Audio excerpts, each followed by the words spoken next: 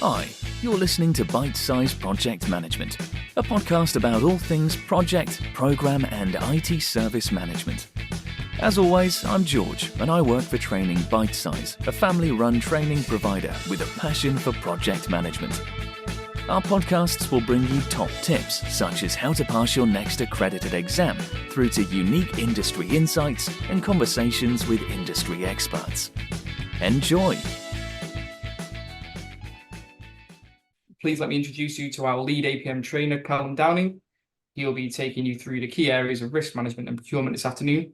Callum has a wealth of pragmatic experience in project management and has a fantastic way of bringing the guidance and methods to life, which helps with the retention of the information. Callum, over to you. Thank you very much, Jim.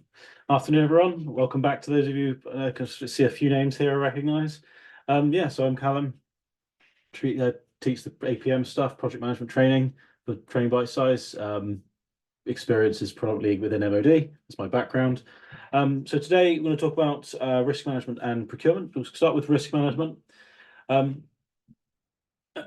If you have any questions for me at all, pop them in the chat. If you want to ask me a question, there'll be kind of key points to breaks. We can there'll be pauses in the material. You're welcome to unmute and ask questions that way. But for now, risk management. This is something that affects everybody. Risk management, whether you run projects or have never run a project in your life or never been involved in any project in your life, though to be fair, I find that it's unlikely you won't have been. Everyone's done a project in some way, shape or form, I think. It's generally my belief. But everyone manages risk. So if you've ever brought a raincoat with you to a stay-at-home holiday, so if you've holidayed in Britain in the summer, I bet you brought a raincoat. Risk management is everywhere. If you drive a car, you manage risk. If you go on holiday, you manage risk. If you travel anywhere, you're managing risk. If you do anything, you're thinking about the risk. If you go shopping, you're thinking about the risk of not getting. You're always thinking about risk. It's just we don't plan for it so much. But project management is about how we plan and manage risk properly. So we capture it, we record it, we monitor it, we track it. It's about that effectively. But it's something we do all the time without even thinking risk management. So it's worth keeping that in mind. So risk, the definition of risk, just a generic definition, is it's this idea of an uncertain event. It's something that might happen, but might not. So it might rain. Just looking out the window. It might rain later on, it might not. So something that might happen that if it were to happen would affect the project in some way, or affect our ability to achieve the project's objectives. But it's not a guaranteed event. It's not something that has happened or is definitely going to happen. It's something that may happen. And this is the thing I think is really important. I don't think it's really mentioned on this slide, actually, but something I think is very important to keep in mind with risk is that it can be a positive impact. When we talk about risk, we immediately assume bad. It's something that could happen that's going to be a bad thing. Well, not necessarily. We have this idea of opportunity. So threats being your negative impacting sort of things, and then your opportunities being your positive impacts. There's an opportunity to win the lottery. For example, you might win the lottery, you probably won't, but there's an opportunity to win the lottery if you enter the lottery. So that's also arguably part of risk management. This idea of it's not just looking for the bad news, it's looking for what advantages, what possible things might happen that will positively affect the project. In fact, there it is at the bottom there, minimizing threats and maximizing opportunities. As I say, it'd be very unusual for me to put a slide together that didn't have that on it, but there it is at the bottom. So you're maximizing these opportunities, these positive events that may impact your project in a good way. So I'll challenge you in a way, I suppose, if you have seen a risk register or worked with risk registers, I challenge you to have a look through and see if you can find any opportunities, because I'd with reasonable confidence, I would say I doubt there will be any in there for your projects. So it's worth looking through them and go, because you'll often find with threats, there's often opportunities in them. And in opportunities, there are threats. High risk, high reward, as they say. So the process for managing risk, which is, this is a generic process. The APM use this. So if you ever come on any courses with us, you'll see this on PFQ and PMQ, as well as in other materials as well. You'll see something along these lines. So this bit here, initiate, is not really the first step per se. It's more of a foundation. Is we need to have done this before we can start managing risk. So when it says define risk management scope and objectives, there's a couple of things that means. We have this idea of something called risk appetite. So risk appetite is this idea of how much risk we're willing to take. So some people will be willing to take more risk than others. So some people will be happy to enter the lottery every week. Some people don't ever enter the lottery. Some people will happy to gamble. Some people will not. That's risk appetite. It's people have different attitudes to risk. But the problem is on most projects, certainly in industry, it's very unlikely you'll be the only person delivering it. Most of the time you'll be working within or leading, if you're a project manager, a team of people who will all have their own appetite for risk. And that's a huge danger in that, to me, this isn't a risk, whilst to you, it might be.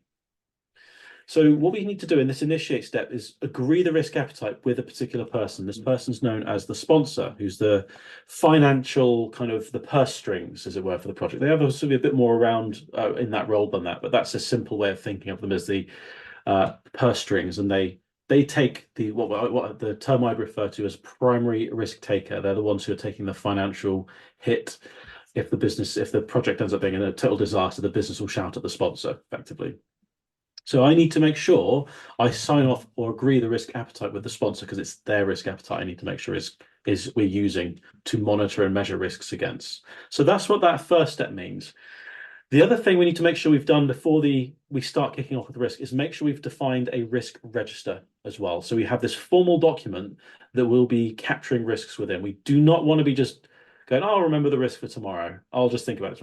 Risks in projects need to be formally captured. And you may have done this. If you've ever gone on holiday and you've sort of sat down and go, I need to make sure I've done this and do this. That's you kind of capturing things that you need to make sure have happened or you avoid.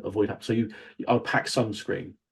That's you identifying a risk and then doing something about it. But if you write it down, that's now recorded and you can refer back to it. So with risk, we need to make sure any risks we identify are captured in a risk register. So initiate is about setting up that risk register, make sure we've got that document ready to go. So it needs to be formally captured. So identification then is the sort of first proper step of risk management. We're identifying threats and opportunities. And we can use as a load of ways of identifying threats and opportunities. We've got past experiences, workshops, brainstorming sessions, speaking to experts, interviews with those experts, surveys of experts, speaking to your sponsor, project documentation, standards. There's loads and loads of ways of identifying risk. Assumptions, where we make an assumption and think, well, I assume it's going to rain later. An assumption's a bit dangerous though, because it's a bit of a guess. So we need to perhaps, if I'm saying I assume it's going to rain later, maybe I need to check the weather forecast if there's any data to back that assumption up. But I could still do them, especially at the start of the project, I might have to. So there's loads of different ways of identifying risk. And when we identify the risk, it must be captured in that risk register. Otherwise, nothing will happen with it. It must be formally recorded, because then we can refer back to it. We can monitor it. We can use it for lessons learned for future projects. We can avoid it again. So don't want to repeat the same mistakes. And we do want to repeat our successes. So, but identifying risk is a collaborative thing. We don't want just one person identifying risk. It needs to be everyone, in a way. Effectively, everyone can identify risk to a project, but I would really want to speak to my project team about that, because my project team should be made up of people who have got experience, who are experts, who have backgrounds that are different to mine. Again, project manager, I don't need to know everything. I surround myself with people who do know the things I don't know. And I want to engage with them. So I want to make sure that the project team have access to the risk register as well, so they can capture the risks in it. So it shouldn't be just one person hoarding it to themselves and going, I'll write it down when I'm happy to. It should be a group effort to identify this risk. And sponsor can identify risk, the users of the product can identify risks, the business can identify risks. Anyone can identify risk. If they do, it must be formally recorded in this risk register. Analysis then, and I'll show you an example of analysis in a minute, is to quantitatively and qualitatively analyze the risk. So to understand how impactful it is. So we compare the impact and probability. So impact is, if it hits the project, it does occur, what's the impact going to be on the project? Is it really high? Is it relatively low? Is it hardly anything at all? Is it medium? What level of impact is it going to have? And then probability, going back to that initial statement at the start, which is risk is an uncertain event, it may not happen. Well, probability is, well, how likely is it to happen? So for example, it's quite likely within the next 2 weeks it's going to rain. In fact, it's very likely, because we're in British winter. So probability can be assessed as well as the impact, and we want to compare those two things. Now, Qualitative and quantitative, clues in the name a little bit there. So qualitative, you may have come across this I'll show you a grid in a minute, but you may have seen what we call risk matrices or probability impact grids, or just simply risk analysis. They are usually done on a grid, and you will often see them with colors on them. So green, amber, and red, or sometimes known or otherwise known as RAG rating, red, amber, green, with green being your relatively low risks, amber being your medium risks, red being your critical risks. And that's qualitative scoring. It's high level, it's simple. Red means critical, green means not so worrying, amber means it's kind of medium, it's concerning but not the end of the world. It helps us to very quickly understand the severity of the risk. If it's red, it's high severity. The problem is it's not detailed enough. It helps with communicating quickly, it helps to assess it quickly, it helps to understand it quickly, but it's not very detailed. It does get limited when we start prioritizing risk, because we'll have, if you're working on a project, probably loads of risks. Every project is risky. You can't get away from it. It's inevitable. So we have to be mindful of that fact. We may need to prioritize risks, and quantitative scoring gives the risk an actual number. And I'll show you how we do that. But effectively, all we do is we put numbers on the axes of this grid, which I'll bring up in a sec. And this will allow us to multiply the probability by the impact, and it will give us a risk score. And that risk score can then be used to compare the risks, prioritize the risks, track the risks, etc. And then after the analysis, by understanding how severe the risk is, how likely it is to happen, how probable it is to happen, how impactful it is going to be if it does happen, or if it could be if it does happen, that will help us to understand what kind of response we want to take or want to enact. So you may have heard the term mitigate risk. That's a very specific term, that one. The APM, and I prefer this admittedly, use the word response, because you don't mitigate an opportunity. You mitigate threats, but you don't mitigate opportunities. So response is a kind of it's a broader term, which I think encompasses the fact that opportunities are part of all this. So we respond to threats, we respond to opportunities. And I'll go through the responses in a minute. And a step that I often see catching people out, actually, this one, or people not doing it, catching people out, closure. So closing down the risk means in our risk register, we've got a risk we've identified. We've put the analysis, so that quantitative or qualitative score, quantitative and qualitative score will go in our risk register, along with the chosen response that we've identified. All of that will go in the risk register. Closure is once the risk is dealt with, so gone, it's just removed, or it's happened, or it's passed us by, or whatever, it needs to be closed down in the risk register. It needs to be indicated, it needs to be marked as this is gone. So we leave it in the risk register, don't delete it. We leave it in there, but make it very clear that that risk is closed. Because if we leave risks open, people will end up spending resources on them or time on them, even though the risk is no longer a thing. And it's especially important for things like lessons learned on future projects, etc., because we have a bank of risks that we can see how they were responded to, how they were closed, what caused them to close. So we can then build that into our plans for future projects and learn from our lessons rather than just shove lessons in a drawer and never look at them again. So that closure is important for our record keeping and audit trail for our risks. And this last bit here, risk management is not just you do it at the start, you identify all the risks and then you've done it. It's something you will constantly revisit throughout the project. And again, seeing people get caught out by this, I've been caught out by it, where I've identified risks at the start and I've forgotten to check it again or check it regularly. You want to build this stuff into your things like your reporting processes, into your review processes, to make sure you do check your risks regularly, because they will morph, they will change. The world changes around the project, the people change their attitude toward the project, and it can change very quickly and very suddenly.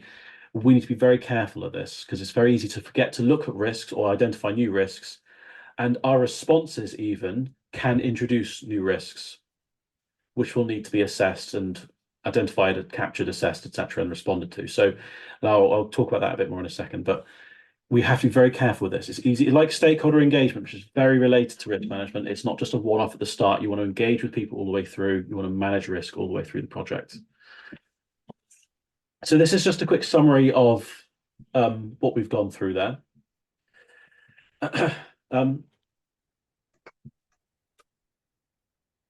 just to kind of summarize what those steps involve.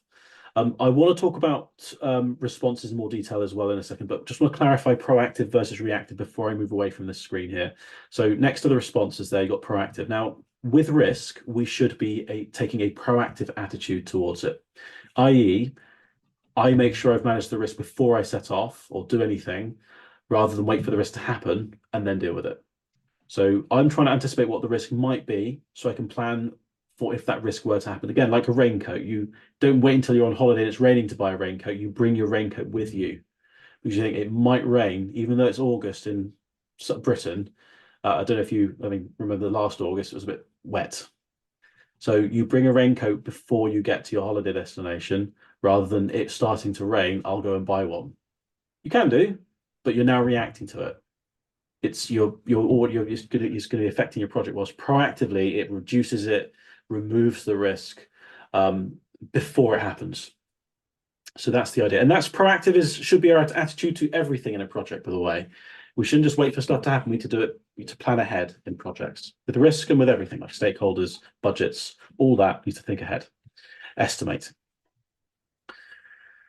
So here's some suggestions on how we identify risks. Some of you may have come across SWOT analysis, so strengths, weaknesses, opportunities, and threats.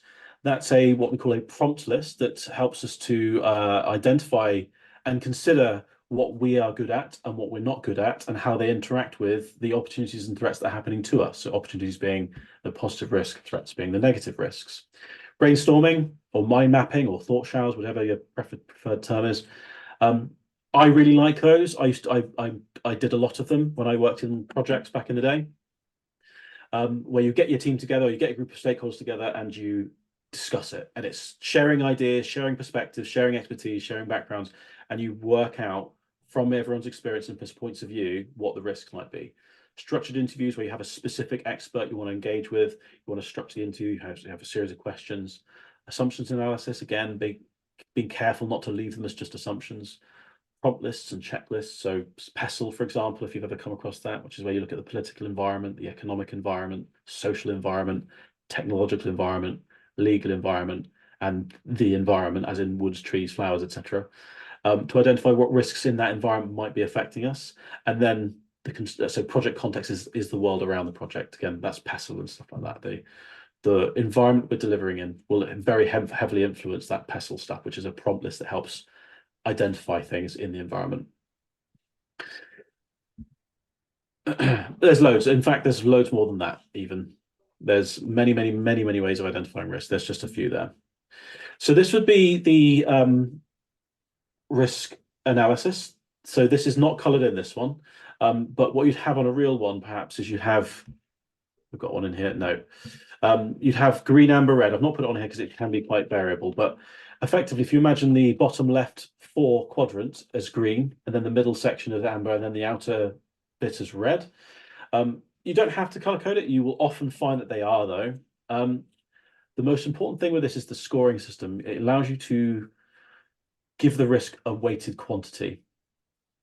So you can track it, monitor it, see its change. So, for example, a risk might go from a 25 to a 15. By having a number, you can then track that very easily. So it might be, for example, that the outer area of this grid might be in red. If a risk goes from a 25 to 15, it's still red, potentially. So using the qualitative risk rating, so red, amber, green, is a high-level way to quantify risk. It's what's qualifying risk technically. Quantifying with a risk score will make it much more refined.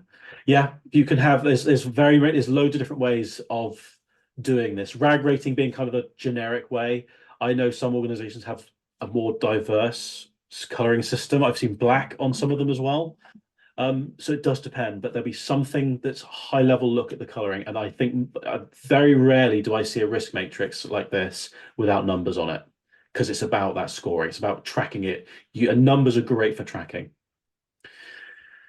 So I imagine if you haven't seen one of these yet, if you're working in or around projects, you probably will see one of these at some point. They're very common. If you've ever done any health and safety stuff, you'll have probably seen one of these in health and safety.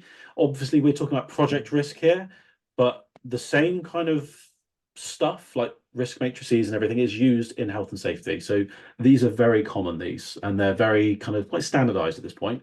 The numbers depend on the risk appetite of the business, of the sponsor, and all the governance, the rules the business follows. But effectively, there'll be always some kind of system that will look along those lines to analyze the risk and give it a weighting. So the responses then. So threats.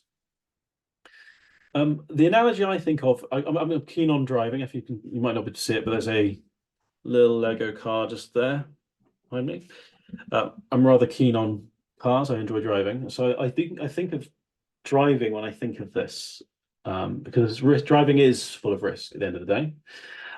So if there's a risk, I could get a flat tire. So if I am driving to work and there's a threat of me driving to work and getting a flat tire and therefore being late to work, that would be a threat. That's a negative risk. Well, depends on your view of work, I suppose. But anyway, for me, it'd be a negative risk. Just make it just in case my manager's online. Anyway, there's a threat that I may be late to work as a result of a flat tire, and I could prevent that by taking the train. There's no way I can be late to work as a result of a flat tire if I took a train. None at all. However, there's a new risk now of the train being late or overcrowded or whatever. So preventing it is I stop the action that leads to the risk ever happening, but it's probably going to introduce a new risk which would need to be assessed and understood. So it's quite a severe response now, and it's removing the risk entirely, preventing or avoiding it. Reducing it would be I check my tires before I set off. I check them for wear and tear, check them for nails. I make sure I have a spare tire in the back of the car. So reducing is either I reduce the probability or the impact. So I can reduce the probability of me getting a flat tire by checking the tires and the pressures before I set off. I could reduce the impact, or wouldn't be as late for work, by bringing a spare tire in the back of my car with me, or a tire repair kit or something. That would be reducing the risk. So that's us as the project team and project manager. We're taking action to reduce the probability or the impact of the risk. Back to an acceptable level, we can't always do that, to be fair, but we can try. Sometimes it's reducing it back to a point where we can just live with it. Accept is where we acknowledge the risk exists. So I know that my tire could get flat, but I don't check it, don't ensure I have a spare tire, don't do anything at all. I just, whatever, if I get flat tire, I get flat tire. So I'm aware that it exists, but I'm not taking any action against it. This does not mean ignore it. This means to monitor it. And this is where we might introduce this reactive response to risk. We might have a backup plan that will only kick in if certain trigger points are met. But again, I'm not going to go into that level of detail today. But effectively, we have no action to be taken, but we will continue to monitor the risks if it gets worse or changes or moves or whatever. And if it moves in a certain direction, we might have a backup plan that will initiate once that trigger is met. But anyway, and the last of the four responses to threats is transfer. So this would be something like taking a taxi to work. So rather than I drive, I take a taxi. If the taxi driver gets a flat tire, the taxi driver has to get out in the rain and change it. I don't have to pay for a new tire. The taxi driver will have to, or the taxi company will have to sort out that. However, I will be paying the taxi driver for their services, and their price will include risk management. They're going, if we're taking the risk, we'll bump up the price, because if we get a flat tire, we want you to cover some of the cost of it. So insurance is probably, I would argue, is the most common form of transference in a project. We have to be mindful of this, though. There's a little bit of a misunderstanding around transfer, and I've seen it in big industries as well, where they think once you've transferred it to someone else, it's their problem, and that's not the case. So with the taxi driver analogy, yes, if the taxi driver gets a flat tire, I don't have to pay for a new tire. I don't have to get out in the rain and change the tire. However, I'm still late for work. So we have to be mindful of that. Just because we've transferred it to a third party doesn't mean we've got rid of it. It means they're managing it on behalf of they own it. They're the risk owner. They're managing it for us. So that's how we respond to a threat, the negative risk. For opportunities, this is looking at the positive. So we can exploit it. So if you imagine we're going to enter a raffle, if I enter a raffle, there's an opportunity to win a raffle. I could buy a ticket. That would give me an opportunity to win the raffle. I could enhance that opportunity by buying, rather than one ticket, I could buy 5 tickets. That would increase the chances of me winning the raffle, enhance the chance, so to speak. If I wanted to exploit it, That would mean buying all the tickets. So this is to guarantee it happens or to take full advantage of the opportunity to maximize it. Because it's going to require a change of project scope, it's a bit like the opposite of avoid, effectively. Avoid means you're going to change something about your project to remove the risk or remove the threat. Exploit is we'll have to change the scope in order to take advantage of it. So that will probably have to be signed off with someone like the sponsor, the senior leader, who will authorize that because it's too much of a change to just go ahead and do. Enhance means we use the contingency budget. So the pot of money we've set aside to manage risk, we could use that and we could just take the opportunity without any additional permission, but it's increasing the chances of opportunity rather than guaranteeing it like exploit would or ensuring it's a biggest possible impact like exploit. Share is a bit like the opposite of transfer, is that I would bring a third party on to collaborate. So if I wanted to, for example, I can't afford to buy all the tickets to the raffle, but if I buy 10, you buy 10, we now have a much better chance of winning at the raffle. And then when we win the prize, we'll share the prize between us. You'll take a bit of it and you'll take a bit of that there or whatever. I met someone on a course once and they were telling me about how they did this. This is where I've got the story from, with a friend, where they entered a raffle and the raffle was a wheelbarrow full of chocolate, I think it was, or alcohol, I think it was actually, and I think about it. And her friend needed a wheelbarrow. She, the person who was telling me the story, did not need a wheelbarrow, but she would love a big wheelbarrow full of chocolate and alcohol. But she didn't need the wheelbarrow. So they decided to enter into a syndicate, which you may have done at work for lotteries and things like that. And they both bought, I think it's 10, 20 tickets each, and they won. And her friend had the wheelbarrow and she had the person who's telling the story had the chocolate and the alcohol. And they both win. So they shared the opportunity. And the last one is to reject it. So you see the raffles available, you know the opportunity is there, but you think, no, I'm not going to do it. It's the opposite of accept. We're not going to take any action. We know it's there, but we're going to continue to monitor it, but we're not going to do anything about it right now. So those are how we respond to threats and opportunities. So before I move away from risk and into procurement, I just want to clarify this idea between issues and risks. So risks are uncertain events that may happen, and the project manager and the team will have the authority to manage them. Issues are things that are certain. They are things that have either happened, are happening, or definitely going to happen, and they're never positive like a risk can be. They're always a major problem. And because they're a major problem, they must be dealt with above the project manager. The PM doesn't have the authority to deal with it. So they escalate it up the chain, probably to someone like the sponsor. But issues are major problems. They're not day-to-day. They are only, again, where the tolerances are, that's part of the initiate step. I'm not going to go through that today, but there'll be some line in the sand somewhere that says, if this happens, it goes above this line, it's no longer the project manager's authority. It has to be escalated. Be careful with differences between risks and issues, especially if you're doing PFQ, because they do often ask that. They can ask what the difference between issues and risks are. So just something to be mindful of. Issues being major problems, certain events, they're not uncertain anymore, that will affect the project in a negative way, and they cannot be dealt with by the project manager. But cool, that's a very quick squiz through risk management. Now is an opportunity to ask any questions for me or of me. Does anyone have any questions at all they'd like to ask, either in the chat or speaking up?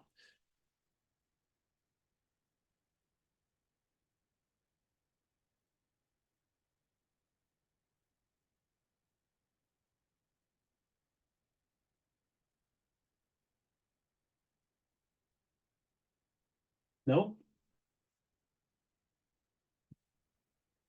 Okay, cool. Well, there's another opportunity at the end, so, let me know.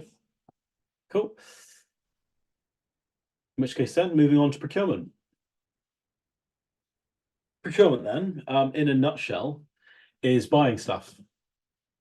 Effectively, it's a fancy way of saying buying things, but it's buying stuff externally. So when you see the word, if you ever do the qualifications, if you see the word external, generally, so 99 times out of 100, when the APM use the word external, they don't mean outside the business, they mean outside the project.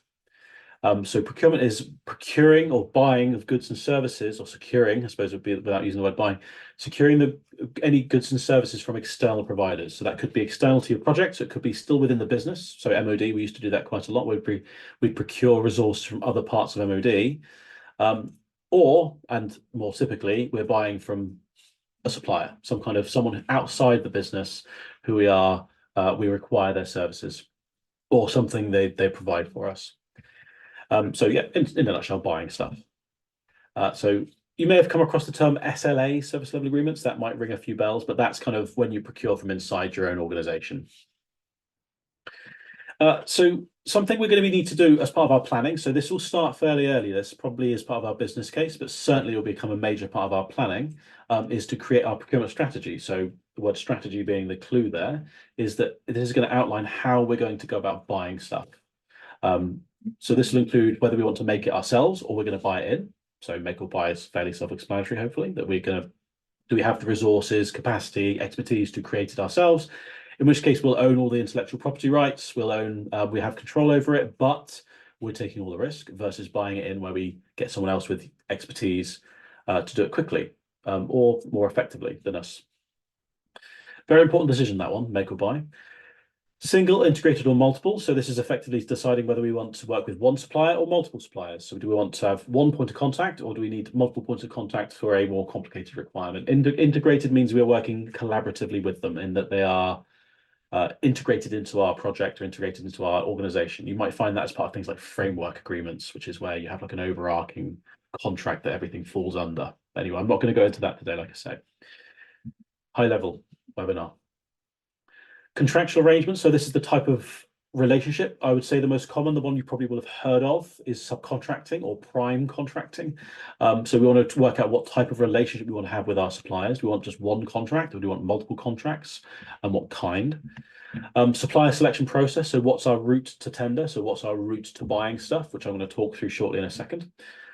Types of contracts. So the contractual terms and conditions. So what standards we want to meet, what processes we need to meet, what commercial practices we want to do, how long we want it to be, if that's something we've decided on already. So we want to think about our terms and conditions before we go anywhere near writing any or agreeing any contracts with people. We want to make sure we've got some kind of T's and C's ready to go.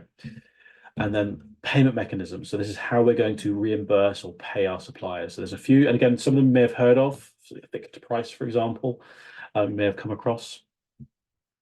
And then a few comments about this. So as a project manager, you might be, I wasn't in MOD. I was originally when I joined MOD. I was a commercial officer, so I was a procurement person, but best left to procurement professionals, because this is a minefield of legislation, procurement.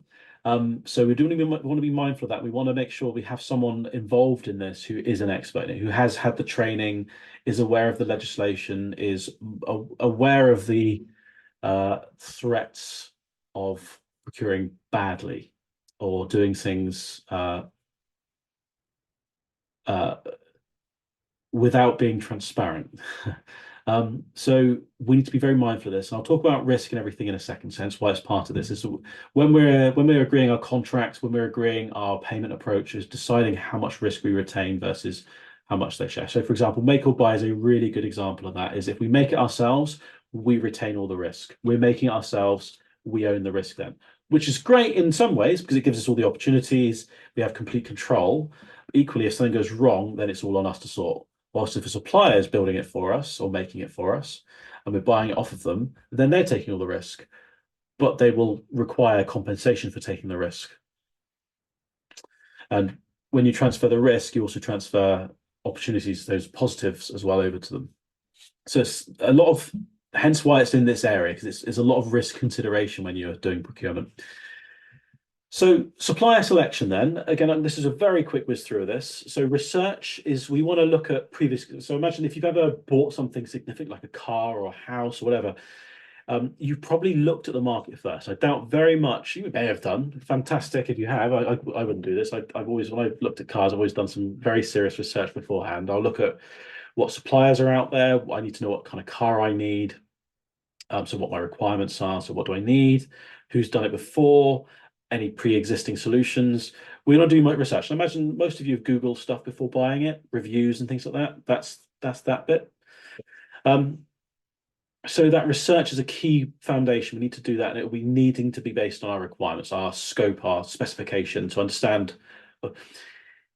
If you go into a shop without knowing what you want to buy, you're going to end up walking out with something you don't want, and you're going to be paying a lot more money for it than you should have done. So we want to make sure we know what we're after, and that's what research involves. Pre-qualification is we need to check the suppliers we've identified. We need to make sure that they're actually, could do it. So when we do pre-qualification, we essentially send out a questionnaire called a pre-qualification questionnaire, PQQ. Again, you may have heard that acronym, which is a questionnaire. It's a standardized questionnaire with a scoring system in it. And we send out these questionnaires to all the suppliers who are interested, or who have expressed interest, or who we think might be interested in our requirement based on our research. We'll send it out to them, and then they have to fill it out. And it'll be asking them things like, what have you done before? Give us evidence of your qualifications. What's your financial standard status? Are you sort of solvent and everything? And we'll have a standard scoring system so we can compare them against each other. What we don't want to do is send different scoring systems to different suppliers. A, because it's hard to compare them if you've used different scoring systems for different suppliers, but also kind of problematic legally. Because in this process, we have to be, in governance and in lots of legislation around this, we have to be seen to be transparent and fair. And giving other people harder questionnaires or more difficult questionnaires than other suppliers is going to get us in trouble. So we want a standardized questionnaire that's going to query their expertise and see if they're okay to do it. And if they are, then we can take them further. If they're not, this acts as a way to shortlist the suppliers. We kind of sort the wheat from the chaff, so to speak. So we reduce the potentially list of hundreds of suppliers down to a few. And once we've got that handful of suppliers left from that shortlisting thing we're doing in pre-qualification, we go to tender, which is when we give them the full details of our specification, a full requirement, full scope, and say, right, this is what we want you to do for us. And then those suppliers will then bid on that and say, right, we could do it for this, we could do it for that. They'll ask lots of questions, and a bit like pre-qualification, if they ask questions, we must be open with their questions and our answers with other suppliers. We can't just keep them, we can't hide questions, we can't hide answers from everybody. Obviously, there are exceptions, but because this has to be, I'll just go back, ethical, transparent, and in line with the organization's procurement policy and governance principles, we have to make sure we're open with it. Excuse me, go back. So tendering is this idea of they place bids, and there'll be a timeline on there. So we can't have, the tendering can't go on forever. It needs to have a deadline. So we have all the bids in by a certain time scale. We'll then assess the bids, and then we'll look at awarding one of them to whoever we think is best. So usually something like value for money or whatever. So we'll discuss the winning bid. We'll award the contract to, which is the fourth step, to a supplier, and then we'll also provide feedback to the other suppliers as to why they didn't win, and to the winner as well. We discuss why they've won with them, as well as feedback for next time, because we want to make sure we don't burn any bridges. We want to make sure we make sure the market develops, etc. We want to give other people opportunities in the future. So we'll award a contract to the winning supplier based on our criteria. Usually, you said value for money, so it's giving us the best bang for our buck, and then that contract will then go ahead. Managing the contract is about making sure the contract is not shoved in a drawer and forgotten about. We need to make sure it's managed actively, not passively. So the contract is, we're checking up on it, we're looking at it, we want to try and anticipate any changes that might need to be made to it. So rather than waiting for things to go wrong, if things are sort of looking like they may go wrong in the future, we'll change it before it goes wrong, rather than leave it in a drawer and never look at it and go, why is stuff going wrong? And then both us and the supplier getting annoyed. So you try and look after that contract through management. And then the last step is, once the terms and conditions of the contract are fulfilled, you close down the contract and it's gone. And that's it. So that's a whiz through the supplier selection process. Most businesses, you may not use those exact terms, but you will probably find, if you were to look at your own business's supplier selection, it will look something like that. It's very similar. There's very little deviation from this when you look at procurement processes. It's going to be something along those lines. You might have additional steps in there, but it will look like that. So the contract itself then is this legal agreement between two or more parties, and everyone here, since you're using the internet, will have signed a contract. whether it's be to use cookies on a website or to sign up to Zoom, or if you play video games require contracts to sign up to now because they're all online. If you have a phone, then chances are you might have it on contract. Contracts are everywhere and they're a legally binding agreement. And ideally they should be written down because we don't want any written, we want to be able to provide proof of agreement. If we have any verbal contracts, that can cause trouble. And if you're working internationally, we have to be very careful with this because different countries have different contract laws. So we have to be very careful of whose laws we're going to use, whose contract laws we're going to adhere to. But effectively, yeah, it's usually if I give you this, then you give me that. So if you want to use a website, you have to accept these tracking cookies. If you don't want to use the website, you can't. If you don't want to use the cookies, then you can't use the website. Example. If you're ever curious, have a read through the terms and conditions of your cookies. When you log into a website, have a look at the terms and conditions and see how much data you're about to hand over to them. It's everywhere, contracts. Well, that last statement there, actually, before I move on. Contracts can be agreed to by anybody, technically, but you'll usually find in your business only certain parts of your, so certainly like procurement teams, commercial teams, whatever, they'll be the only ones allowed to agree a contract.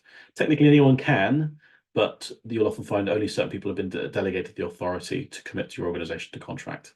And again, that's why you want those procurement experts involved, because they're usually the ones who have the authority. So these are the contractual relationships. Comprehensive, again, clues in the name with some of these really. Comprehensive is we have one contract with one supplier. Nice and simple, single point of contact, very easy to manage, but we're putting all our eggs in one basket there. So if that supplier has a problem, then we have a problem. So it doesn't sort of manage the risk very effectively, but it does allow us to build a good relationship with one supplier. And it's very easy to manage. Sequential is we need something a bit more complicated, but we want that simplicity to retain. We want that one contract at a time. It could be with one supplier, it could be with many suppliers, but we'll have multiple contracts one after the other. This is great for flexibility, allows us to adapt future contracts, allows us to build a relationship with a supplier as well, potentially. It's easy to manage because we're only managing one at a time. However, we have this idea of dependency. So if one contract has a problem, what's the knock-on effect to other contracts? So if contract delivers late or goes wrong, what's the effect on future contracts that are perhaps depending on that initial contract of work or previous contract of work? So we have to be mindful of that. Parallel is rather than having one contract with one supplier, it's multiple contracts at any given time. So this gives us diversity, gives us the opportunity to share ideas, especially if we're working with multiple suppliers in parallel, but also increases complexity. It means it's harder to build meaningful relationships if we have multiple suppliers as part of parallel, and does increase the chances of us being bogged down. It's very resource intensive to manage multiple contracts in parallel with each other because we're trying to maintain all those contracts at the same time. Subcontracting, I would probably argue is the most common. The whole world seems to revolve around this supply chain thing. Subcontracting is trying to get the benefit of comprehensive whilst allowing us to have the openness and diversity of parallel, in that we have one sort of contract, a prime contract is what we call it, with a prime supplier who are the owners, they're the leaders of it, and they're the ones who run everything for us. We are contractors with them. But then if they can't do it, if they can't do some work for us, they'll subcontract it out. And that means that they are then arranging and organizing all the communication with all the subcontractors. We're transferring risk to the prime contractor effectively, saying, right, you manage all the risk for us, which is great. It means we only have one contract to manage. It means that the prime supplier is taking on all that management for us and saving us time. It means we can build a good relationship with that one supplier because we only have one contract to worry about. And it's going to help us have that diversity, though, because of that subcontracting underneath. But all those suppliers will want to make money. And also, if our prime contract is weak or there's problems with it, then it will get watered down as it goes further down the supply chain. As subcontractors subcontract out, and their subcontractors subcontract out again, you'll end up with this quite complicated supply chain potentially, and it introduces all sorts of risks into it, like ethics, quality assurance and control and things, because the more suppliers are introduced into a supply chain, the more the watered down it gets, I suppose, is the best way to say it. So to be very careful with that. We need a really strong prime contract to make sure that doesn't happen, and even then it can still happen. If you're curious to know what I mean by ethics, look up cobalt mining in the Democratic Republic of the Congo and see all the problems with that. And 70% of cobalt is used in batteries and phones and in electric cars and everything. The ethics around it, problematic. So subcontracting, it's great, and it's the world revolves around it, but it has its own set of problems. Partnering and alliances, then, I'll just bring that to the next slide, is where you collaborate with somebody. You arrange something. It's like so there's a few suggestions. You may have heard of joint ventures or framework agreements. These are examples of things that might tie in with alliances, where a supplier will collaborate with another supplier, or you as a customer will collaborate with a supplier to both get the benefits of it. So again, going back to risk again, this is like sharing opportunities. You've identified there's an opportunity, we could share it with somebody. So a joint venture might be someone who's like an investor. So someone very wealthy, a Dragon's Den, for example, an entrepreneur, who has money to invest, and then someone says, I've got this technical idea, I don't have the resources or the finances to make this idea successful, but the idea is good. You have the finances, but not the technical idea. But if we work together, you finance it and you'll get some profits. I've got the idea, I'll make profit off it too, if you help me sell the idea. That's kind of a very simple way of saying what a joint venture is, or an alliance. You're working together with someone else. Somerset Larder, near where I live, if you come on a PMQ with me, I'm likely to talk about that. Somerset Larder, which is where Hinkley Point C, the nuclear power stations, entered into this massive alliance with all local shops and everything to supply catering and everything. So they're all over the place. I mean, if you think about it, imagine if you were to start sort of looking in your own organizations, you'll probably find some of these. Certainly framework agreements are quite common. But they're the long-term benefit. These are long-term, we don't tend to do them. You may not find they're done on a project. If it's done on a project, it'll be a very large project usually. Not always, but usually it's safe for very large projects. You tend to find these are done more for program or portfolio level, in that we have lots of projects we want to deliver or lots of work we want to do together.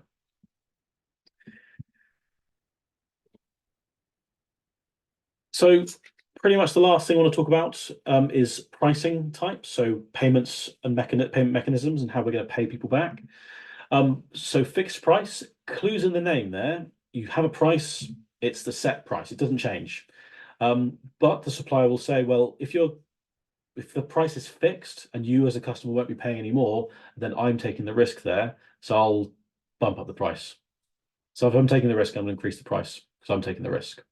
So lump sum or fixed price is where the customer pays a set amount, the supplier takes the risk because the customer's price won't change. Cost plus fee, or cost plus simply, is not the opposite, but I suppose you could view it that way in a way, I suppose, in that this is where it's more of an estimate, in that we have so for lump sum or fixed price, you'll probably find that the supplier will only agree to do that if there's a very defined scope. If the scope is a bit vague, or it's liable to change, or it hasn't been very well defined, the supplier is going to go, I can't provide you a really rigid estimate for it. Here's just a normal estimate. Where, for example, I've done it with a guitar.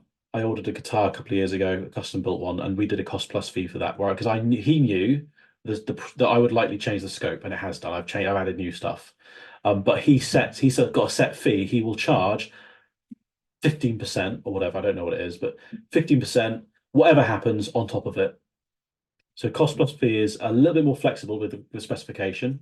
The supplier will provide an estimate for it, but in order to protect them or ensure they get their profits, they'll include in the price a fixed fee, either as a percentage or a set amount for work and for materials, etc. To make sure they're not going to take, so they're not taking as much risk there. So with cost plus, customers taking the risk in that the price might change, but equally that allows me more flexibility. For supplier though, I'm not taking the risk at all because whatever happens, I'm going to get my fixed fee. I'm getting my profit either way. Per unit or unit quantity is price per item, so price per pen, price per brick, price per day, price per hour. Where you don't really know for sure how many of something you need, but you want to be able to say with confidence if you do need more than, so if you, for example, need someone for 5 days and they're charging £100 a day, then you need them, £500. If it turns out halfway through that week you need them for another week, you'll know how much the next week will cost as well. So it allows you to be flexible with things, but also remain predictable. So per unit rate.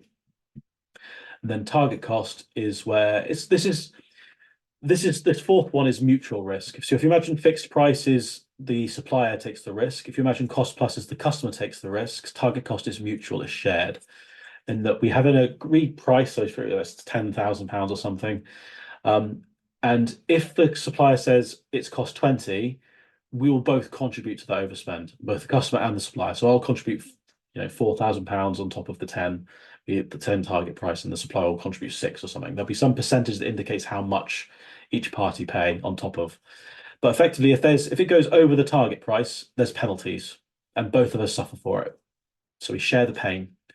On the flip side, though, if the supplier or the project comes in, or that particular task, whatever it is we're doing target cost on, comes in under, so for example, if my target price is 10 and it comes in at 5, both me and as a customer and the supplier, we will share the profit. So we'll do what's called gain share. So pain share, gain share. If we exceed the target, we'll share the pain. We both have to pay towards the overspend. If it goes below the target, though, we'll both share in the profit and we get the benefits of coming in under. So it's a mutual way to incentivize each other to work together.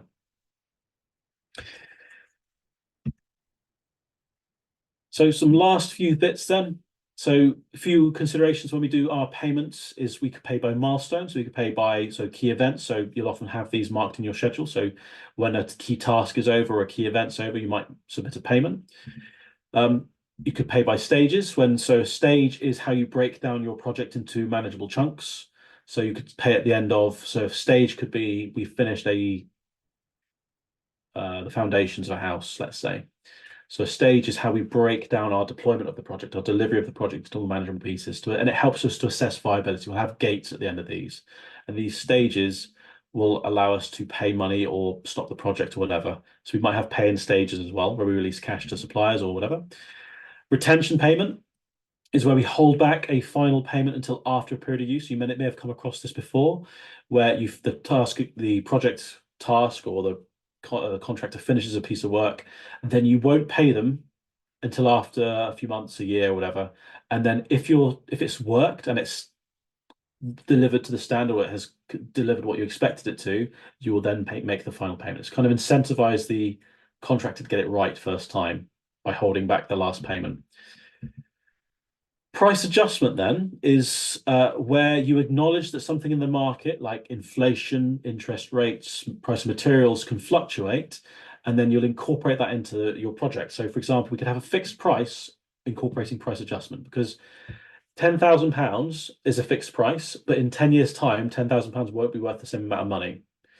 So we can incorporate price adjustment. So as inflation changes and interest rates change, the price will adjust to accommodate that. So as to account for external factors, effectively things in the market.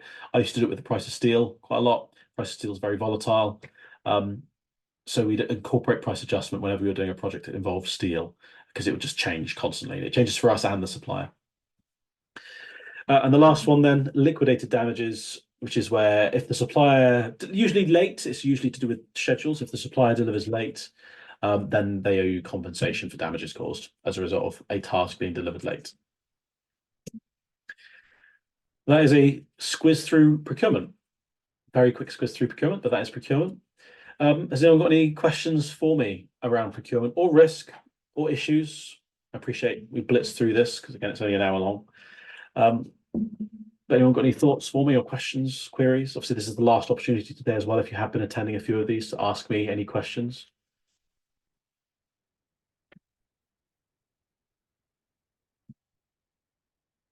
No?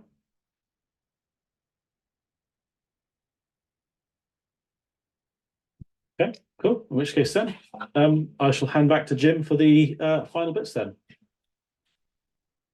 Thank you, Callum. Thank you, everyone, for your attendance, not only in this session, but in the sessions that have been running throughout the day. I think we can all agree it's been a very informative day, lots of information across various topics. And if you haven't asked any questions that you think afterwards, oh, should have asked that, or I'd like some more information on a particular topic, then please get in touch with us after the webinar, and we'll hopefully get back to you on anything that's asked afterwards. Should any of you be looking for the next step in your training journey, or someone that you feel may benefit from a training course with ourselves, we have a fantastic offer on at the moment. So the offer is if you buy any online, virtual, classroom or blended course, you will receive a second foundation online course for free. That offering includes some of the courses that APM offers, so the APM Project Fundamentals qualification, the PFQ, and also the APM Project Management qualification, the PMQ. So the offer is due to expire tomorrow, the 31st of January, but for you guys, for the attendees to these webinars, we're actually able to extend that offer until next Friday, so until the 9th of February. So if you guys want any more information on that offer or on anything else for that matter, please contact me on 01270 626 330, or you can email me on jim@trainingbytesize.com. Once again, all, thank you very much for your attendance throughout these sessions. Like I said, there was a lot of effort put into these sessions today, so hopefully you all found it beneficial. Have a great evening, everybody, and once again, thank you very much. Thank you very much, everybody. So, that's it for this episode of Bite-Size Project Management. We hope you'll tune in again soon for another edition. Until then, you can find out more about the certifications and training packages we offer on our website, trainingbytesize.com. Thanks very much for listening, and we'll see you again soon.